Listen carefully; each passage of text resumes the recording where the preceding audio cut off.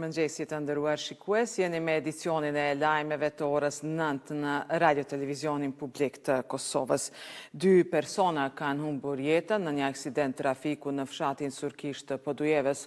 Policia ka konfirmuar se aksidenti me fatalitet ka ndodhur mbrëm, derisa njësitet policore kanë dalë në vendin e ngjarjes. Në aksident janë përfshirë 2 vetura.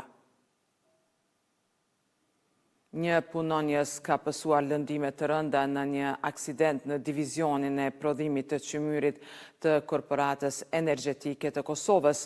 Në njoftimin për media, KEK ka konfirmuar rastin dhe ka bërë të ditur se menjëherë pas ngjarjes janë njoftuar Policia e Kosovës dhe ekipet e ndihmës së shpejtë.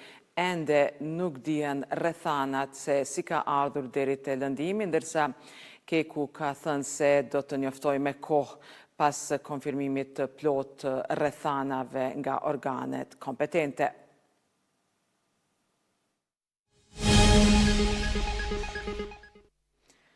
Partia Demokratike e Kosovës ka vazhduar edhe sot aksionin para objektit të qeverisë, duke bllokuar hyrjen në shenjë proteste ndaj mos vazhdimit të seancës konstituive të kuvendit. PDK-ja paralajmëroi se do t'i dërgojë sërish letër kryesuesit të seancës konstituive Avni Deharit që ta thërras vazhdimin e seancës. Deputetja PDK-s Eliza Hoxha tha se qëllimi i aksionit është i kërkohet kryeministrit në detyrë Albin Kurtit që të kthehet në kuvend dhe të kontribuojë në konstituimin e tij. Ajo kërkoi nga Kurti që në vend të bllokimit të kuvendit të marrë pjesë në seancën konstituive dhe të propozojë kandidatin për kryetar të kuvendit. Ndërkohë ngërçi institucional po vazhdon.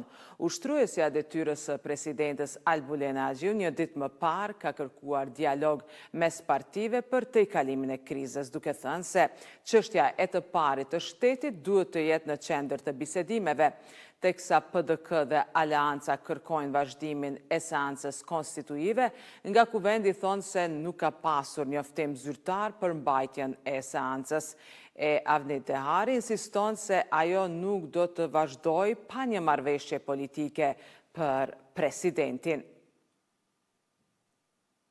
Vazhdojmë me lajme të tjera. Kosova ka prezantuar ekipin që do ta përfaqësojë në lojrat mesdhetare Taranto 2026. Me 163 sportistë në 21 sporte, Kosova do ta ketë delegacionin më të madh deri më tani në këtë ngjarje. Në ceremoninë e dorëzimit të flamurit për ekipin e Kosovës, morën pjesë krerët më të lartë të shtetit Kosovës, përfshirë kryeministrin detyrë Albin Kurti.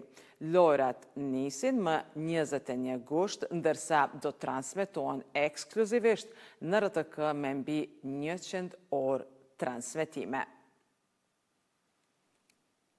Të nderuar shikues, ishte kjo e tëra që kemi përgatitur për këtë edicion të lajmeve. Ne ju falenderojmë për vëmendjen. Mirupafshim.